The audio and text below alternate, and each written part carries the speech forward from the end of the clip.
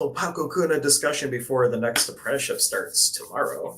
And we're here with Melissa, I've got us lead, Zane, author of Inca Mountain Magic, and of course myself. And we have no itinerary today other than to see where the energy leads us. So if you have questions, comments, inspirations, let us know. And we're happy to go wherever the energy flows.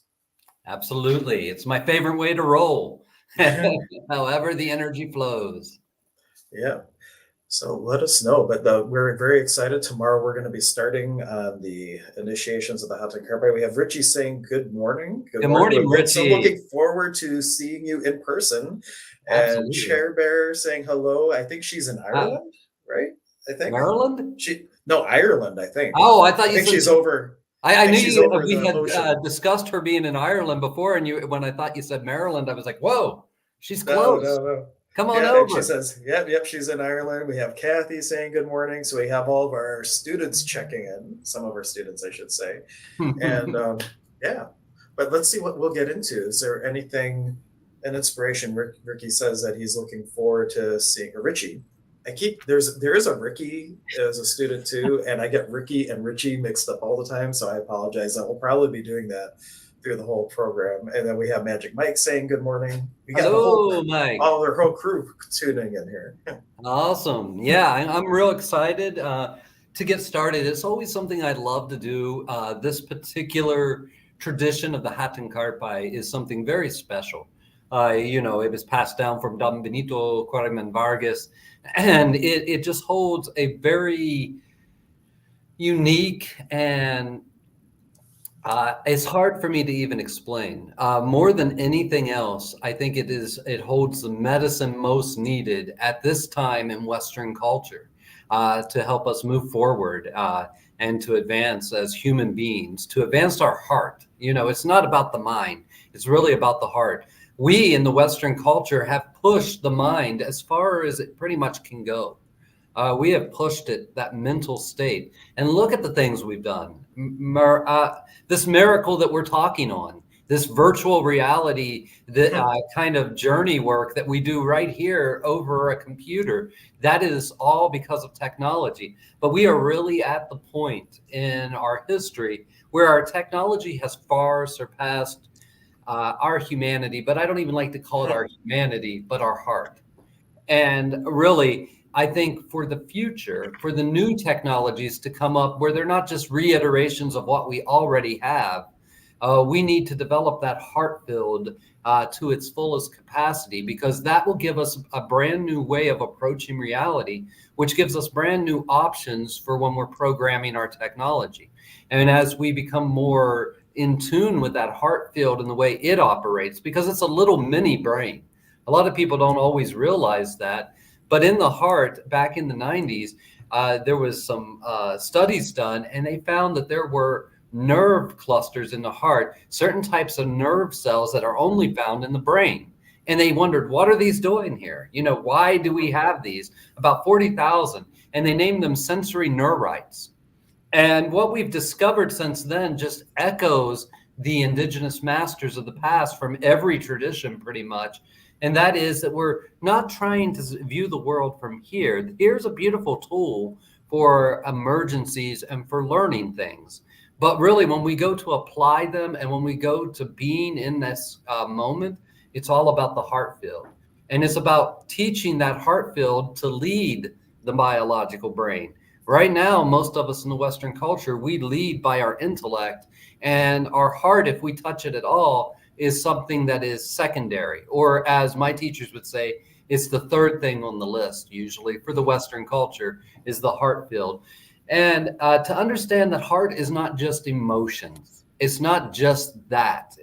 We ascribe emotions to the heart, but in our tradition, we actually see the emotions as being more in the navel, more even down lower than the heart, the lower part of the Munai center, where the upper part of the heart center is an open capacity, a spaciousness that is our internal temple. And for all those that will be joining us tomorrow, we're starting the work of building the internal spiritual temple, something that in Quechua we call the Manco Wasi, named after Manco Capac, the first Inca. And basically, we're building a royal temple, and it takes all kinds of beautiful blocks that are illustrated beautifully in our chacana, which is our cross, in the Inca cross. And we'll be using that. I won't always say, hey, this is this step in the cross or that step in the cross, but we will be using that as a way, as a teaching model to help people to develop and grow, because each of those little corners in that cross represent one of the blocks needed to create this internal temple of service. So I'm so excited. I love it. I love it.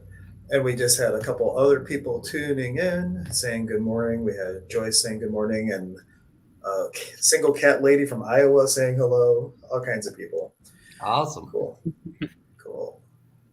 Well, let us know what questions you have, because we don't have an itinerary. We're kind of, this is like the lull before the energetic, I don't know, transition thing that we're going to be starting tomorrow. So I feel kind of like it's nice, the calm before the, not a storm per se, but yeah, the calm before the all the good transformation that's going to be happening. Yeah, you could call it the calm before the storm, because a storm always has that moment afterward, right?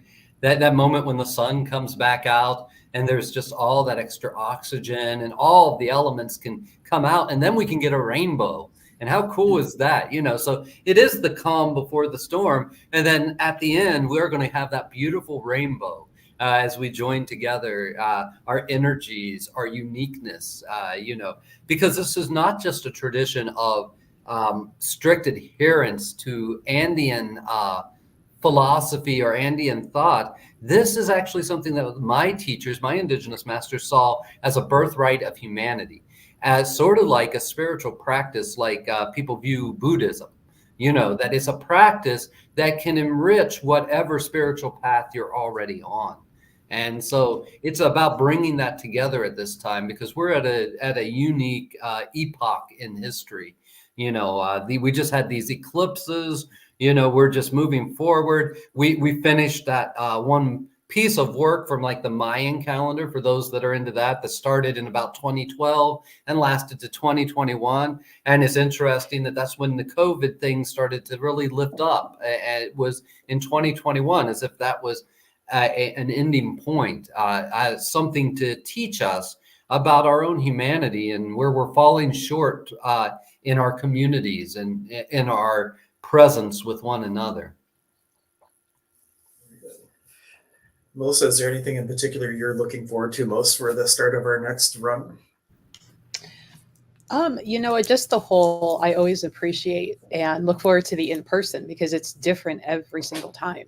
And it's been a few years since I've, been able to sit with Zane in person for the apprenticeship and be in that energetic space. So, that's just kind of what I'm looking forward to, I should say. And Zane, if you stop into the store beforehand, I know a few of the employees would like to meet you and ask questions, because I had recently moved my whole mesa up to the store for some employee work. And so they were asking questions. By the end of it, they're like, well, how do we join in? I'm like, I can't have my whole staff like at the apprenticeship. So I'm sure they, would like to meet and talk with you at some point. But yeah, just the whole experience and like a recharge. Because for me, I always figure the in-person, and it feels like a recharge of me as stepping back into it. Kind of every year, I'm like, I know I sat in this apprenticeship before. How did I miss this? Or where, for instance, for the longest time, I thought it was only one Kintu inside the Misha. And at some point, a couple of years down the road, re-listening, and it's one for every piece. And I'm like, I know I sat there. How did I miss? It was one for every piece, not one for the collective of the pieces. So it's always eye-opening and a reintroduction into what I may have forgotten or missed, or kid in the candy store for me. Yeah, I can't wait either. I'm so happy to be sharing this time with both of you, because it's been a while. COVID really threw us out of whack. We were doing these once a year, and you know, they were all pretty much live with a couple online classes here and there. And then you know, the pandemic hit, and we had to move everything to the online platform. And that was kind of a beautiful thing because it showed some qualities that only the online type of thing can create, some potentials where people can go a little deeper into certain teachings than are able to happen in one live weekend. You know, one of the sad things about just doing the live alone is that there's so much information that people get drowned in the information sometimes, and they don't really, and that can keep people from connecting fully with what they're being taught, because they think, well, I missed this word, or I don't know what that word means, and now I'm stuck in, you know, now I don't think I can do this until I know exactly what that word means, or this process. And it really is something beautiful. Like you said, year after year, and I've sat years and years with my teachers as well, and I had the same type of experience.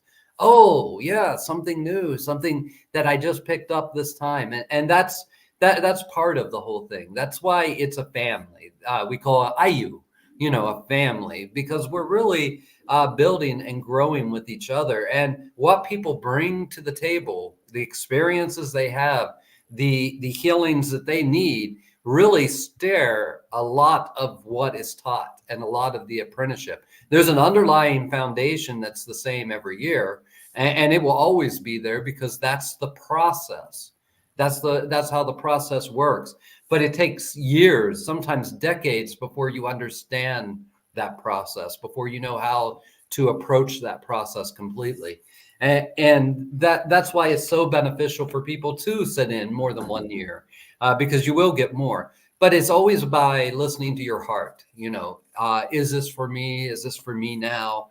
You know, and just allowing yourself to honor whatever your heart says. That's the big thing, is like listening to the heart and then not letting the head talk you out of what your heart is telling you. Yeah, it can be hard because we try to make all of our decisions up here.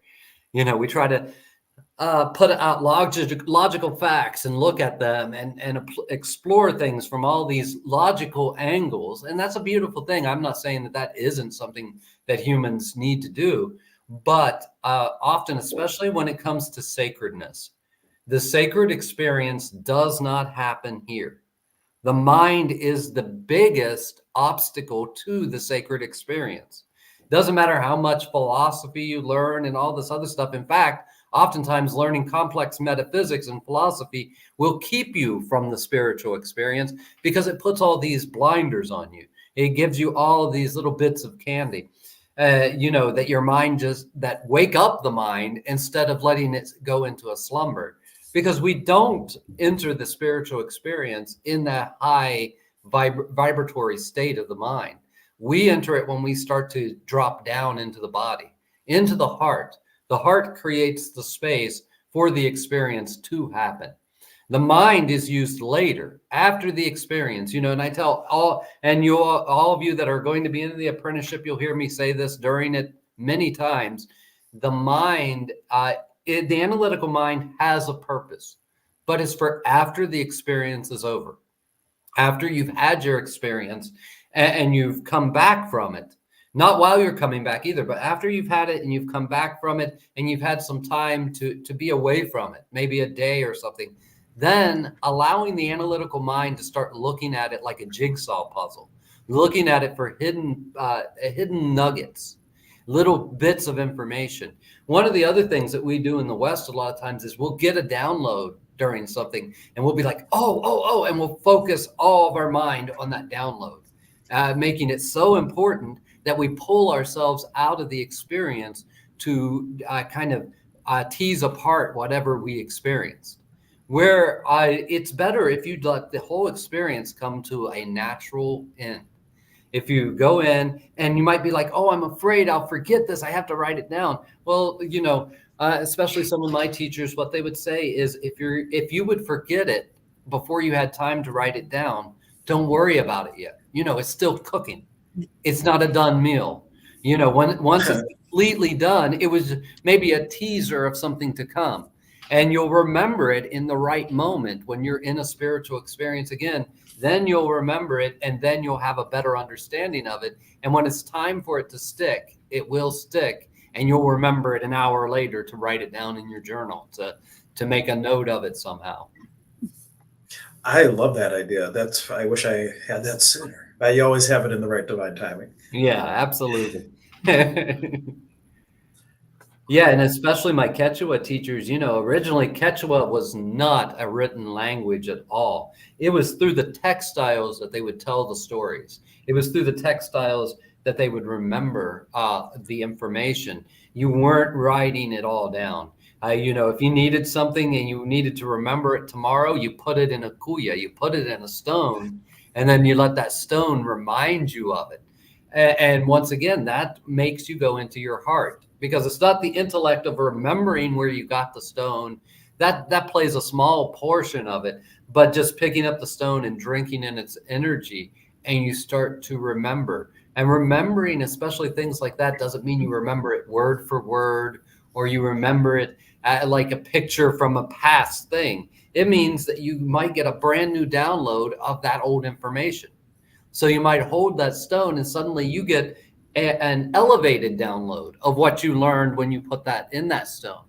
And maybe you don't remember where you were and you don't remember what teaching was being taught to you, but holding that stone, you start to merge with it, and the information just comes forward. The information will come forward. I have had stones before that I've wondered, where did I even pick this up? Where did this stone come from? And if I don't remember where it came from and I'm not remembering anything, do I still need it? And so I'll hold it and I'll read its medicine. And then I'll know, is it time to return it to nature so that someone else will pick it up someday and it will be already encoded with all that information? Or is it something that I'm still learning and I'm still developing and I'm still ready to carry in this life? Yeah. We did have Karen saying that you're such a blessing and thank you for your wisdom. Oh, At some point, somebody had a mind blowing moment for something that you were saying and just some agreement of what you were talking about. And when you're talking about the stories and the medicine in the stone, was it in your class that I remember there was something about knots and the story was tied into a knot? Yeah. So those are called kepe. And there's no more kepe nioks. The last person that knew how to read them was Don Manuel Quespi. And he died about 2005, I believe it was. And for the last 10, 15 years, if you went to him and asked him how you read the kepes, he didn't know anymore. He had forgotten too. But yeah, so the ancient Inca, they recorded historical events and especially taxes, because taxes are very important to an empire. And taxes there, of course, they didn't have a token economy. So taxes were textiles. They were potato seeds. It could be corn seed or corn, feed corn, or it could be work that you went out and did for the empire, like building roads or rebuilding a village that just got flooded and washed away. So those were your taxes. And those taxes were kept on these knotted cords that were often a bunch of cords, and they were wrapped in like a spiral shape. And it would kind of remind you of the Milky Way galaxy. And they would paint the knots different colors to remind them, oh, this is a debt, or this is a story of a historical event. And the way the knot was tied, also, where it was tied in the cord, the way it was tied, the color of it, all that gave you hints to what the information was contained within that kepe cord. But it took the reader, someone who could see, to hold it and then to go into it, and not just with the rudimentary information that was there, the knot type, the color of it, where it's at on the cord, but also with their disciplined imagination, allowing that to come into their heart and their disciplined imagination to decode what the information was, so that they could tell a story, so that they could say, oh, you still owe this much in taxes. So they knew what was going on. That was really the two ways that information was remembered, was in the textiles and in those kepes. that were tied knots of string. That's good. I'm glad I remembered it right. Yeah, those are, and of course, some of it was actually built into the temples themselves. There's a language there, much like the Templars of medieval Europe learned a language, and we believe they learned that language most likely from being in the old Temple Mount, because the Knight Templar, they were called the Knights of the Temple because they actually lived inside of the desecrated temple in Jerusalem. And they were doing all kinds of mining and stuff in the ruins underneath of it. And they learned a way of building buildings where the blocks themselves can tell a story. Now, similar to that, the Inca also did that. And that's why if you go to Sacsayhuaman, you might think, oh, it's just an assortment of big stones and little stones, and it doesn't really mean anything. But then if you look again, and you just are a little more observant, one thing you're going to find is that those stones make figures, especially llama motifs. You'll find it over and over again, a llama. A few feet later, a llama made out of stone again, but you have to have the right eyes to look at it. Or you might see something like a jaguar there. And it's to tell you information about what that area of the temple was used for, all kinds of different information. And another very interesting thing that we found in stonework of the Inca is that some of their stonework resembles the patterning of mamacera, which is the mother corn from Peru, the patterning on an ear of corn, and that they sometimes laid blocks that looked just like rows of corn on an ear of corn. And one of the beautiful things about the way they built these buildings was that they were seismic proof. There was a lot of earthquakes, especially back during the Inca Empire. And if you just laid one solid same shaped block on top of another and just built walls that way, just like here in North America, when we have an earthquake, those walls just fall. They just crumble because there's no give or take. And they built all these things without mortar. So there was no pressure. There was no something sticking them together. So it's very interesting how they discovered this and how they put a living language into it, the language of stone itself, into these monuments. And it just continues to amaze me to this day. Melissa, was there something, I thought you were about to say something, and then there was another run of Sorry about information. No, I was going to say, kind of circling back about, being in front of too much knowledge into the spirit. Richie made the comment. I was telling Melissa after our live yesterday that I definitely need to learn to get out of my head because it's blocking me from my gifts. So he was just kind of validating that. It was a conversation that we had yesterday. So it's kind of like some reinforcement happening there. I think absolutely. That speaks a bit to like how Melissa shared the one time she had her experience, but then when she heard other people talking, she thought she did it wrong. Because one of the things when it comes to developing our gifts is our mind is comparing what we're thinking we should be experiencing to what somebody else experienced. And I think we kind of can get lost with that when we're looking at what other people. Yeah, and that's the mind doing what it's supposed to do. And that's one of the reasons why the mind is not useful in a spiritual experience. The mind, as we understand it, the analytical, processing mind isn't useful during the spiritual experience because it's a negation machine. Its job is to say no. Its job is to look at similarities and say, is it the same? Is it different? Is it us? Is it them? Is it danger? Is it safety? And it does that with everything. And that's its job. It does it with anything you put in front of it. You're running a Reiki and it feels different. Your mind, if you don't know how to quiet the mind or basically how to step away from it, it might tell you, hey, you're not doing it right because it's not feeling the way it felt the last time you did it or the way it felt when you got attuned. And that's all this mental game that goes on inside of us, is that the mind has to compare everything. That's its big job. That's what it does. And through those comparisons, it creates a model of reality. And that model of reality is an illusion. It's not the reality that we all live in, but it's the way our mind decodes the reality we live in and how it puts things into perspective within its model, within what it believes to be true. Yeah. We just had Judy just kind of resonating with Richie and agreeing with what he had said, and that Christine was offering that the mind is like a sorting machine, like an abacus. It is, yeah. Yeah, it sorts experiences, but that's the whole thing with the spiritual experience. We don't need to be sorting it while it's going on. That takes that analytical mind is not a very efficient processor. It takes a lot of energy to just work with 8 or 9 bits of information. The intuitive mind, which is kind of connected, especially when we get into our body senses, it can decode humongous amounts of information.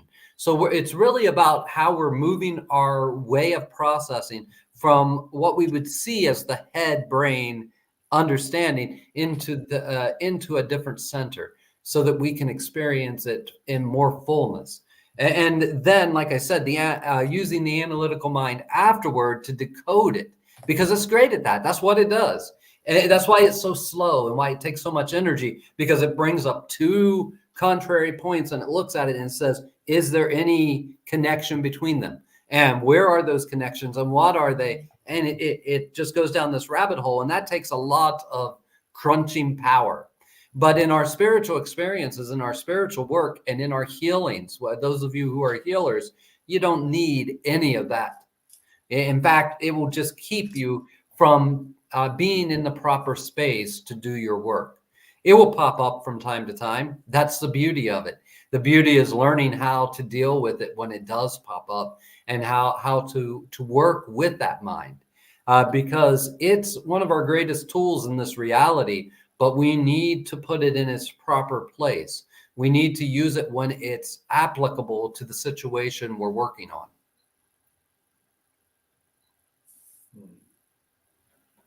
And Christine was offering from that's why that they're glad that they've been working with the Nawis. Each of the 5 points offered different options. Absolutely, yeah. The Nawis are little mini brains. It's like each one of those is a mini brain. And if we look at it from a biochemical biology standpoint, we will see that the Nawis, each one of them, is in a place where there is a glandular system and a nerve plexus. So it's a digital analog mixture thing. The glands are like analog. The nerve plexus itself is like a digital signal. And they merge together to create our reality. Each one is a little brain through our body. And each one has a different frequency vibration. It's not that there's one that you should always be in. You should be able, it's best if you are able to move to the one that is most applicable to the moment in time that you're living in, to the information that's coming in.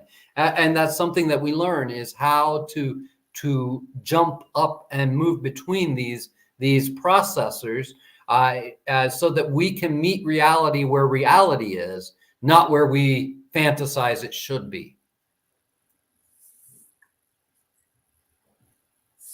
So let us know what your thoughts are, guys, what you think. Yeah, this has been good so far. We've had a lot of comments come in, and a lot of and that's what great. other questions you have, and especially Melissa, I know I don't know what time you had to hop off, but if there's any other. Oh, you're muted.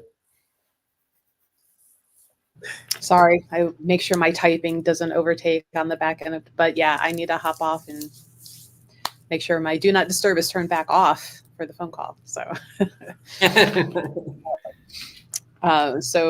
yeah, I look forward to seeing you guys tomorrow. I can't believe it's already here. Yeah, I know. And we're going to be doing this every month coming up. This is going to be so cool. And I'm so excited to get to spend some time with both you guys. You know, this is just really a wonderful thing. Thank you so much for the work that you both have put into this. I really want you both to know I truly appreciate it, and just helping to get the word out about these programs and the change that they're capable of producing in people's lives. Thank you so much. You're really welcome, and thanks, Melissa. And we may take a break next week, at least Melissa for sure, because she's been doing so many live streams. Like, this is just one.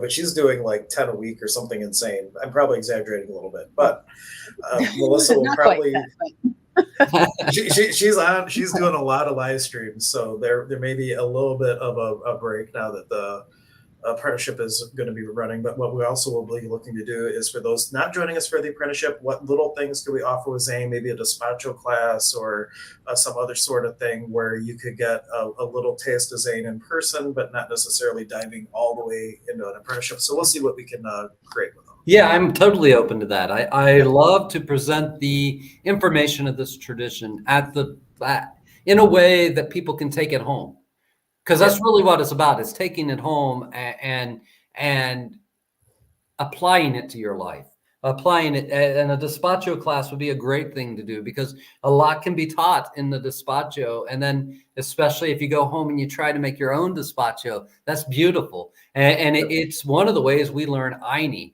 The despacho is considered the Hatin Aini Yachak, or the great teacher of Aini, you know. Yeah. But thank you, Melissa. We'll catch you when we catch you. See you tomorrow, Melissa. Bye. Yeah, we'll definitely see you tomorrow. And we'll see you online at some point too. Bye, Melissa. All right. And we were just having some people talk about the program, saying that they wish they lived closer. Well, where do you live, Christine? Maybe we can create something close to you. I know we were not joking about creating something in Ireland and heading out to be able to do something across the pond. And then Richie was just thanking Melissa for getting him here to the point where he's joining us for the program. Awesome. Yeah. And this is a big program and a special program. But later in this year, we're going to be offering some online apprenticeships too, that are just purely online. They're different though, because you're not going to receive what we do in person. There's certain rituals and exercises that can only be transferred from bubble to bubble, only transferred in that personal space, and certain teachings that can only be done that way. But there will be an online apprenticeship, which, if you feel called to this tradition, keep watching, because that's going to be coming up soon. And that's another opportunity to learn. And yeah, we are always looking for opportunities to go to other places, because my work isn't just about teaching people. My work has to do with the nature spirits. My masters called me to help awaken the nature spirits of North America, to help bring them into alignment with this energy that's coming in. We see coming in to the mountain of Pachatusan is one of the mountains. And then there's a big mountain in Colombia also. And these hold certain informational codes. They're axis mundis, or they're universal points of energy. And as the codes come into those mountains, they're distributed throughout these mountain systems. And so a big part of my work is doing this work in different nature environments. And of course, being my home being in Appalachia, of course, that's been essential to the work that I do. And I do, and we're in talks about doing a big, what we do is a 6-day week. 6 or 7 days up in the mountains of West Virginia. Really, it's the mountains of Virginia, West Virginia, and Maryland. We're bouncing all around that area. But it's a very powerful energetic vortex there. And that vortex, just to give you an idea, some of those mountains have these windmills on them. And these windmills are producing power. And guess where that power goes? Washington, D.C. So as we are doing energy work in those mountains, and we're raising the vibration of those mountains, it actually has a trickle-down effect that is flowing into DC, because DC is along those same energy lines. The Potomac River runs through there. And so as we're doing this work, we're lifting up that entire energy grid. That's really some of the work that we're doing there. And I love doing it there. I've been doing it there, oh my gosh, how many years? In those particular mountains right there, 19 years or something like that. I can't do the math right now in my head, but just working with those mountains. And of course, didn't happen every single year. There's sometimes times where nothing happens there for 3 to 5 years. Well, never 5 years, but 3 years or so before I get to go back there and do stuff. But we've been doing one yearly for the last few years. Yep. And I will say that the last time we did the retreat last year over the summer solstice. It was like I've done the hot tongue carpi. I'm probably in double digits at this point. I don't know how many times, but there was this moment at one part where something new clicked for me on a whole different level, and I'm just like, Yeah. and just doing things at the different nature spots, I think just bring different qualities. So I'm a big advocate. Go through the things as much as you can. And there's one thing that's beautiful about using the same spots, but like I know we did a private hot tongue carapai for a group not too long ago, and we you picked some of the places because the land needed it, and it may have been the first time they ever experienced Yeah. some sort of the ceremonies. And that kind of leads into this question that Kathy was saying about talking about the nature spirits. How much of an effect do they have on a spiritual pull to a specific place? Do they have? And how, like, my question expanding on that is, when you're choosing a spot, how much of it is for the quality of the energy and maybe the repetition of having things there over and over again, and how much of a pull might be for the healing of the land or something new? Yeah. So one thing is that we're called to areas, and oftentimes people don't understand that. Even if you get a job in a new area, usually it is the nature beings that are kind of orchestrating that for you.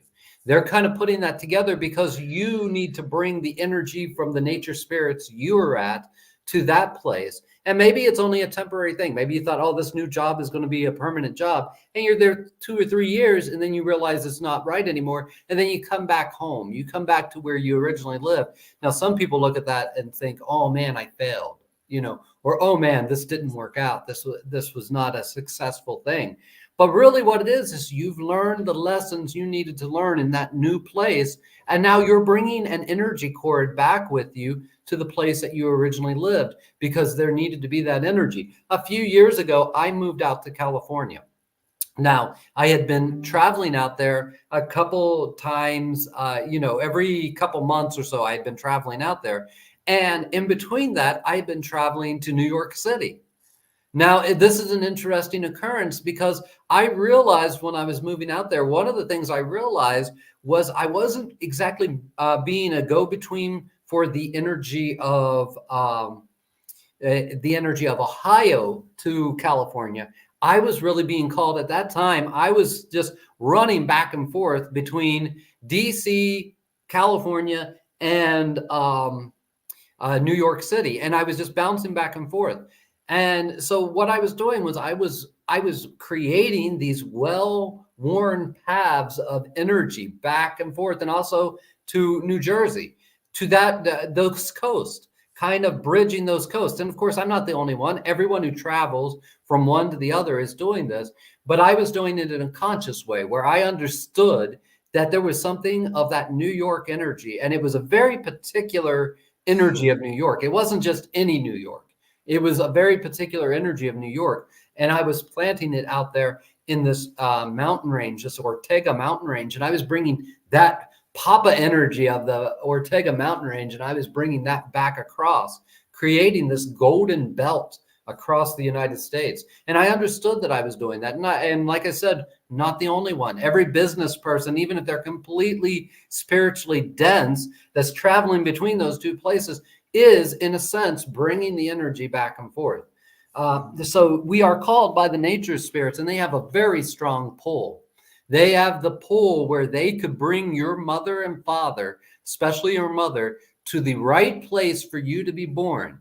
It can initiate circumstances that get you to the place you need to be born, because we believe that the place you're born, not necessarily the place you grow up, but the place you are physically born, even if you only spend an hour there your entire life, and then were moved to another hospital, and then from there went home to a whole other region, and your family, and you never went back to that spot you were born.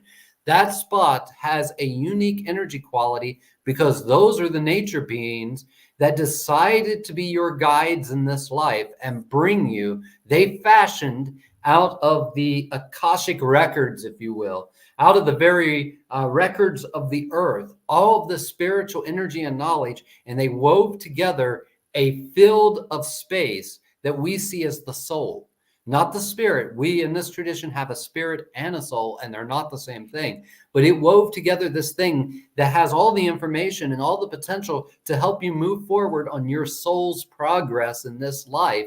and they fashioned it, and you had to be born within their energetic grid to receive that.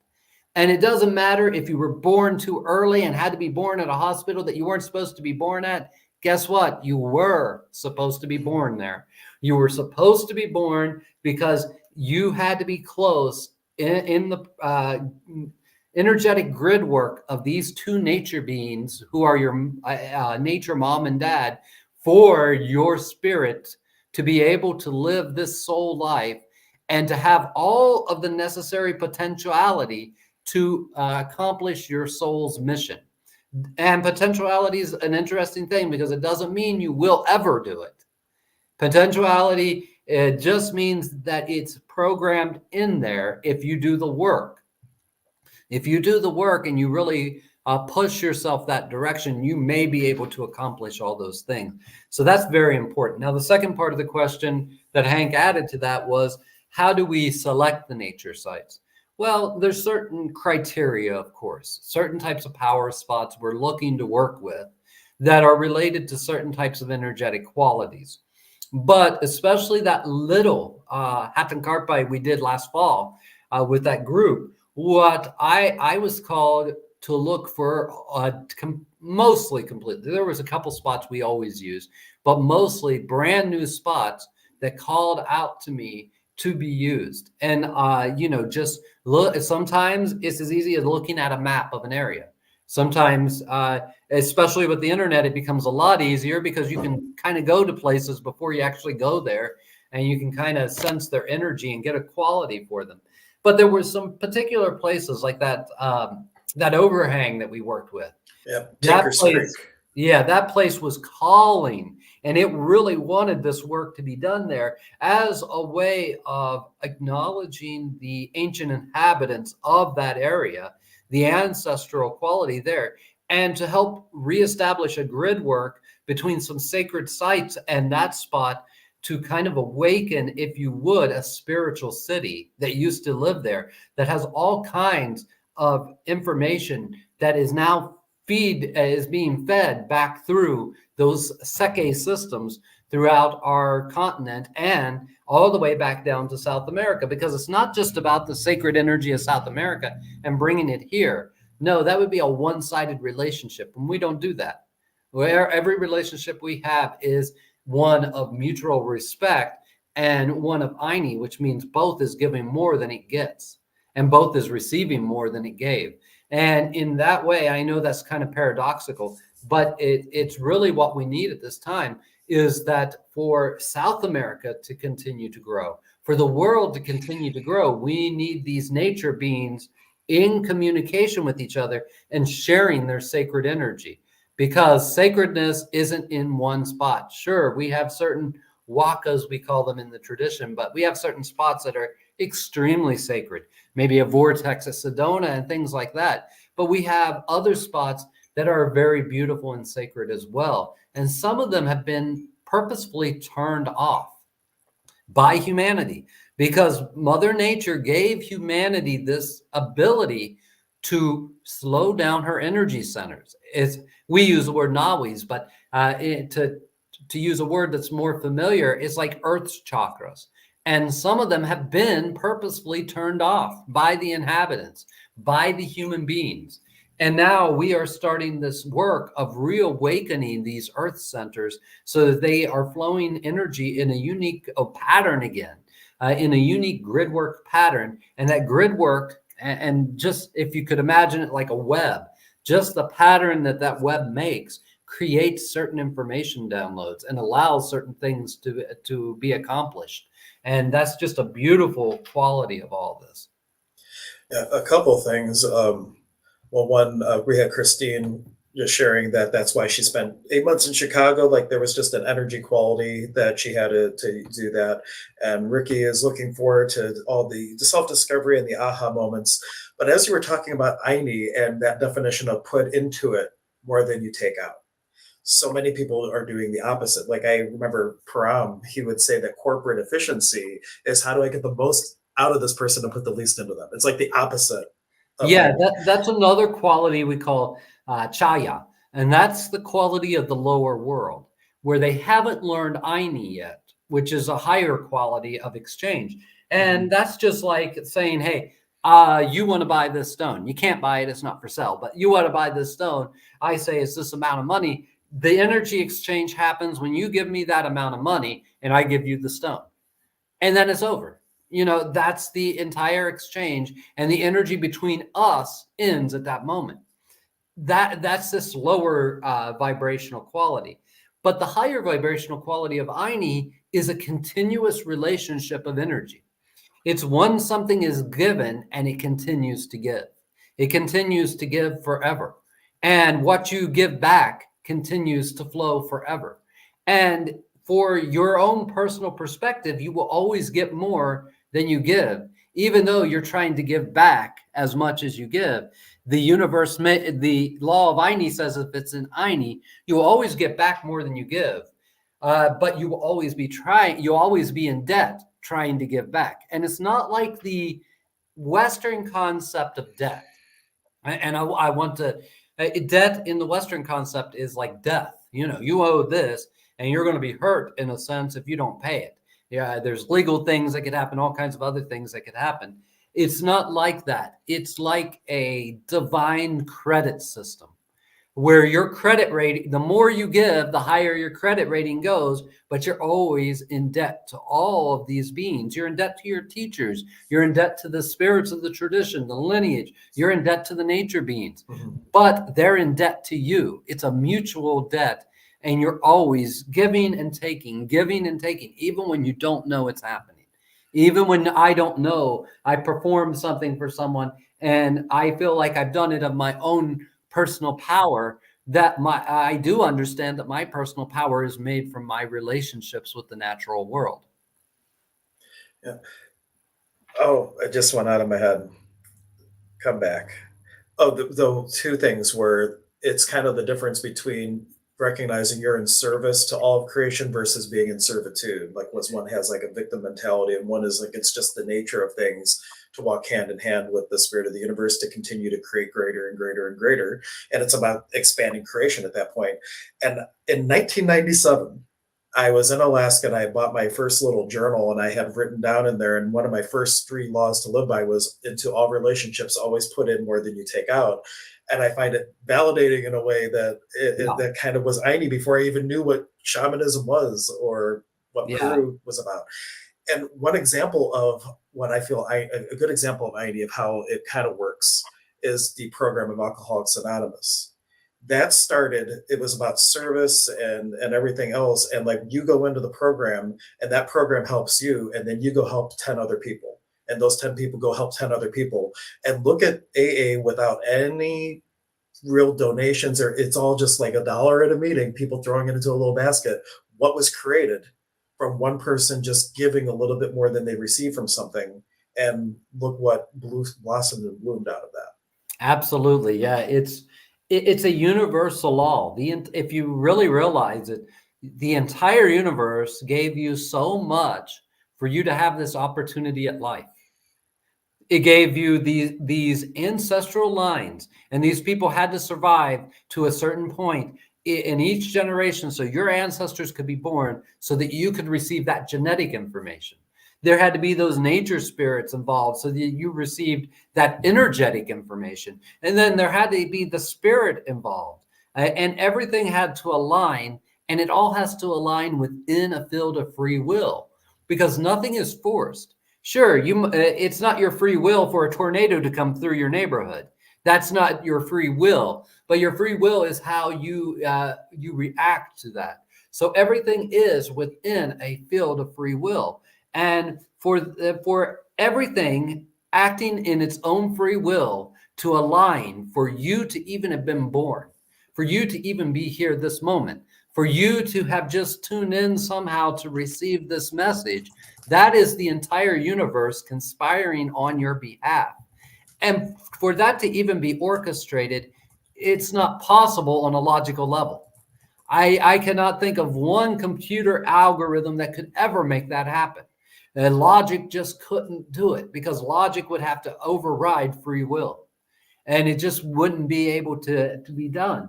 But within this, and everyone just choosing what they feel truly in their heart to choose at every single moment, always puts us in the right spot for that moment. Sure, you might say, well, I suddenly ended up in a dangerous spot. Well, that tells you a whole lot about the choices you made. That tells you a whole lot about how you've been living your life.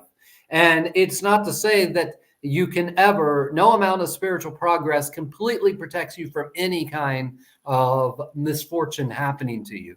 Some misfortunes will happen in life. That's just part of the whole thing. But we can actually fortify ourselves, and we can learn to make better decisions, because every decision, every act of free will puts you in the perfect space for that act of free will, for you to continue your growth at that moment. Eventually, we get the power of the Kawak. And the power of the Kawak, we call it vision, but it has nothing to do with like seeing things as we think. It's about seeing flows of energy and where they're heading. And as we develop that quality inside of ourselves, we can just start to intuitively put ourselves into the right free will decision that leads us closer to a destination we would like to get to. We may not be able to hit that pinpoint. It's like surfing. You might not be able to hit exactly one spot on the beach, especially when you're first learning, but you will learn how to get closer and closer to that spot as you practice. And that's just a beautiful thing, that we can have this foresight and this vision. We can develop this vision that helps us understand where we're heading. And when you use the word misfortune, like the word that I like to use is when things happen, and it's not a preferred thing. It's contrast for the soul to know itself. Without whatever that misfortune is, if that misfortune didn't occur, it wouldn't give you the same perspective to have an appreciation for something later down the line. So it's really contrast for the soul, or the trauma and drama that makes the pearl of wisdom that you get to share, and that type of thing. Judy did make a comment kind of talking about moving around again, that thanks for reframing about moving around in service to the nature spirits, or just to connect with the nature spirits. Even if it's not part of our conscious awareness, this helps me heal a bit from the short time she lived in New Mexico. Yeah, there's always something that we're learning, and more often than not, if you're being invited there, even by friends, and understand this, if I invite you to my area of Ohio to stay with me or something, in some sense, the nature beings are also doing that because I'm a representative. Every human in every community is a representative of the nature spirits of that area. And that's why people are similar. Of course, we're all shades of the color, or all colors of the rainbow, I should say, and all of these things. And there can be a dynamic difference between people in an area. But if you really start to look at it, you'll notice that people who live in an area for a while, they develop certain similar characteristics to each other. They might be different religions from different cultures, celebrate different holidays, but they get a similar way of looking at reality, a very similar approach to the reality we see. And that's just something very beautiful. And when we look at things that way, we can take some of the human pressure off. Some of the human pressure to know that we might not be, just because you're called to a place doesn't mean you're staying there the rest of your life, and just because you find yourself working someplace like Texas doesn't mean that you're always going to be in Texas, especially if you're like, I don't even like Texas. Why do I feel like I got to be there right now? This helps us to understand the quality and what may be going on, and I shouldn't say may, what is going on one level of reality. We had Christine just offering that she loves us, and amazing hearing you and I together. And also Melissa, she had to drop off, but I love getting Melissa's take on things. It's she has a very different perspective, and that's why her and I are a Yanantan in some respects, because of the different way we approach things. Absolutely. And then we had Emerald Raven saying that I was always told that it's not the situation, it's how you react to the situation and learn from the situation. And that's a perfect segue, because I had this thought, and it was completely going a different direction with our conversation, speaking to the difference between reacting and responding, and sometimes like how we might get blindsided by something and we really, take action, and then afterwards go, wow, I really went over the top. But sometimes that's a required medicine in that sense. But just speaking a little bit to reacting, responding, and maybe the variation and differences between the two. Yeah. Okay. So, well, of course, in the English language, they're the same word basically. Responding and reacting are the same exact definition in a sense, but we can draw a distinction there, and whenever we're drawing this distinction, we need to define it so people understand because those words are used interchangeably. So when we're using those words, especially when we're talking about responding, we're talking about doing it from a place of greater awareness. So reactions, we all have these things that I call root experiences that happen in our lives. And these root experiences are kind of like traumas. It could be that you're not accepted by someone. It could be that you were physically received abuse from someone. But these traumas kind of color the way we look at reality. And when we have those traumas, these root experiences, they are a root of something that we, in this tradition and many other traditions, call an imprint. And an imprint can almost be seen as the blooming flower of a trauma in your energy field. It creates a unique architecture, architecture of light. And that architecture of light is kind of like, I always call it like a stained glass window, because it filters all the information you bring in, and it filters all of your light that you shine out into the reality.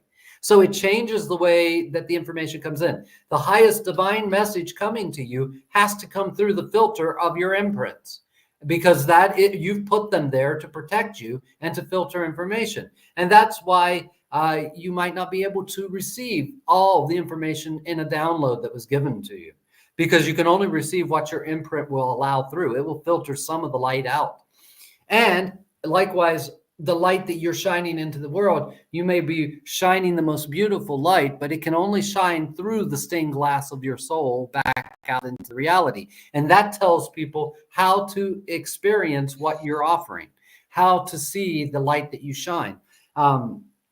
So it's like a two-way mirror almost of experience there. And you know what? I forgot what the question was. I just realized I'm in the middle of saying something and I'm not sure what I'm responding to. Well, the question was, bring up the question or the statement. It was like she was always told that it's a situation and it's how you react to the situation. Not, oh, yes. Now I remember reacting and responding. Right. And they're really the same term, but one is inferred the way we use it as respond or taking an action with greater awareness than more conscious than unconscious, perhaps would be the. When we say reacting, oftentimes what we're saying is an imprint's been triggered. That's why I was talking about the imprints now. Yep, so someone does something and it reminds us of our dad when he ignored us. Okay. So that triggers that imprint. So yeah, you're going to react to that person the way you want to react to your dad, especially if they're not your dad and they're not quite in that level of authority over you. You might start to react with all of the built up energy you have about your dad never listening to you or ignoring you or neglecting you. And so now you're throwing that whole wallop of energy at this situation or person. And you're doing it kind of unconsciously, because in a sense, your conscious awareness has gone from the present moment and has fallen into the imprint's snare. It's been activated in you. And now you're reacting from the past, not to the person who's in front of you and the information they're giving you, but you're reacting from a past wound. And oftentimes there's a level of unconsciousness that happens during that, where you're almost reacting robotically and you barely notice what you're doing until later, if you remember it at all. And that's what we mean by reacting. Responding is when you can sense that and you can actually feel your imprint being triggered, and you can be an observer of the experience, and you can watch yourself, and eventually you can step in there and say, I want to react this way, but instead I know better to respond this way. And that takes a bit of awareness to be able to do. And we don't do it perfectly every single time an imprint's triggered.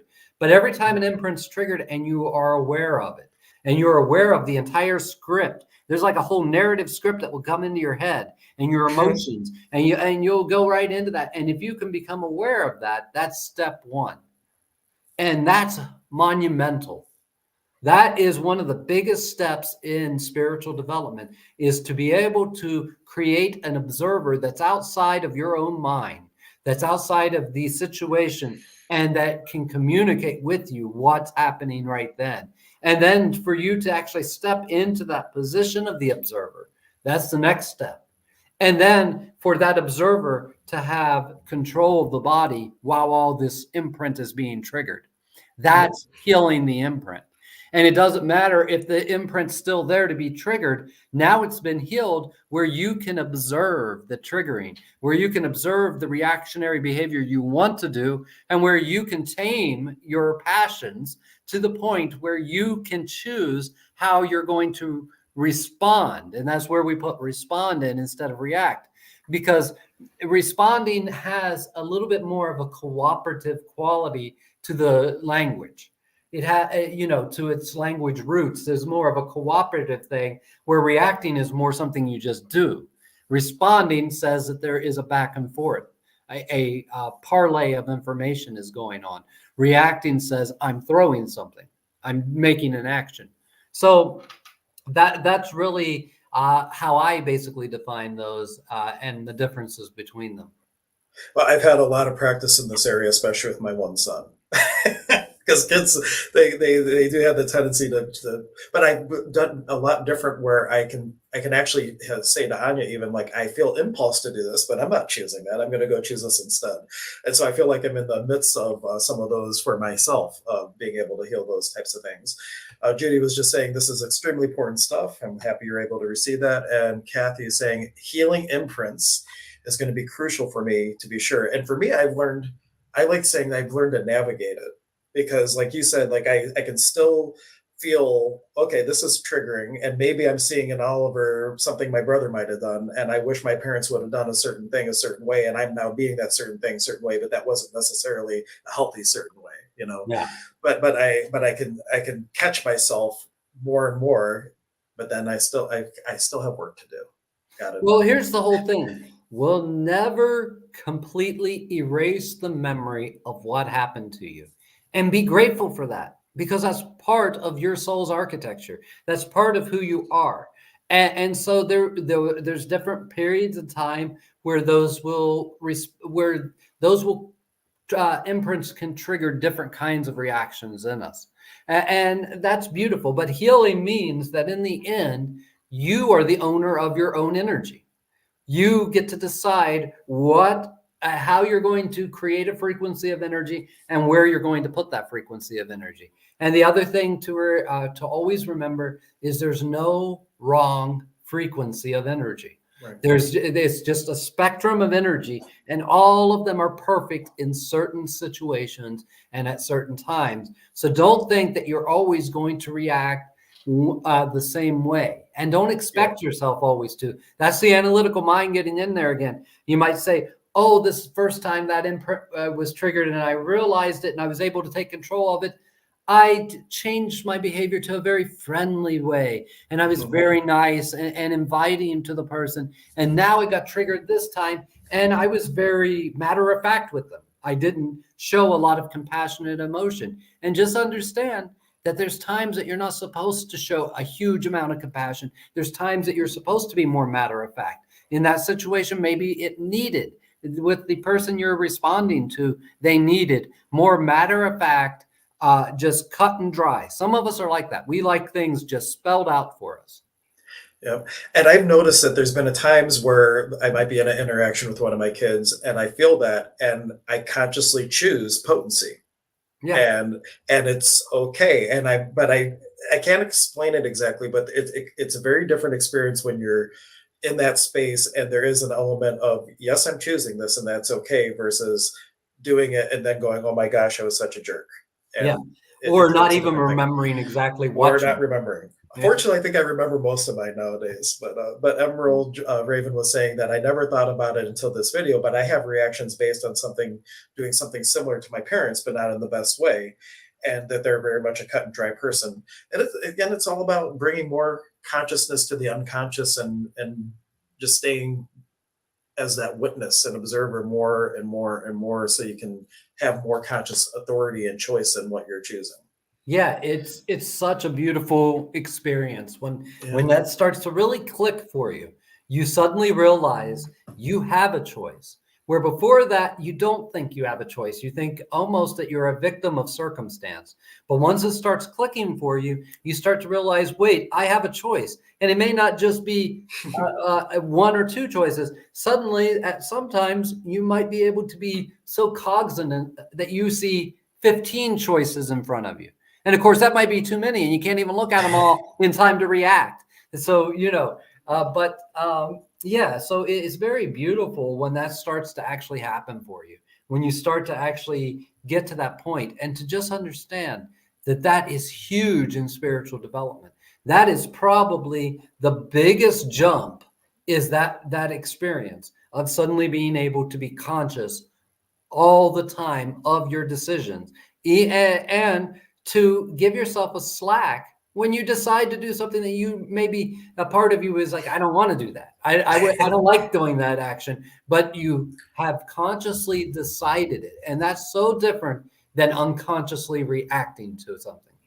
Yeah, I recall one time, and this was probably the most aware I've ever been to it. I went to Anya and said, I'm about to do this thing, and it's going to start a fight, and I'm consciously choosing it. I just want you to be aware before you hear the repercussions of it. And then I went and chose what I was going to choose, and it was a mind blowing experience. It's not something I'm looking to choose frequently, but it was cool to be able to choose that in complete consciousness. And then even to the moment where what the desire, I don't even know why I was doing it, but there came a time in this interaction that all of a sudden, like, there was an awareness from the other person, and as soon as that awareness occurred, the energy shifted and I was out of it. And I was like, wow, that was some crazy intense illuminating stuff. Absolutely. Let's see. Oh, Emerald Raven, I don't know who you are, Emerald Raven. Not that who you are in the program, that you're looking forward to embarking on this journey tomorrow. I'm looking forward to meeting you too. Yeah, I wonder, absolutely. Who is it? I don't know. And for everyone, Richie, you were talking on Facebook before. I would never have guessed that you jumped ship and went over to Twitch. Okay. Yeah, so it's, I forgot what I was going to say. It doesn't matter. No, any final thing? This has been a wonderful conversation. I'm so excited. I guess in final, and as we conclude here, if you've been watching and you're watching this on the replay and you missed the apprenticeship, please still follow the link whenever I have anything that Zane's doing that I'm helping to promote or whatnot. I will put it on the same page. So if you're watching on a replay, you can still follow the link, find out about upcoming programs or to get more information about Zane. And if you're catching this and there's nothing that's convenient for you, reach out and see what we might be able to create. Like Zane because said, this is a lovely a labor of love. Sorry to cut you off there. Oh no, it is a labor of love, because the work is more important than anything else. Like Zane's talked in past streams, he's paid to teach before, where he's paid more out of pocket for the space and everything, and didn't actually walk away with much, or if anything. And it's really about getting the information out there, and the money is a secondary gain sometimes. I think there was about 2 years straight that during my teachings that I just broke even everywhere. That's all it was. I mean, that was better than when I was paying, on my side. But there was like a 2-year period where all I did was kind of break even, and everything just stayed. I had enough all the time to survive and to continue going and doing my teachings, and that was beautiful at that moment. We're always looking for more and more abundance, of course, but that's part of the illusion that there isn't already abundance all around us. Right. But really, I have found it's my capacity to receive that's been the biggest thing I had to work on, that there's plenty there for the universe to gift me. All I have to do is decide that I am willing to receive it, and then everything can shift on a dime. And we've talked about it before, but I love Bashar's definition of abundance: the ability to do what you need to do when you need to do it. And if it's something that's not happening, then really question, is this something I really needed?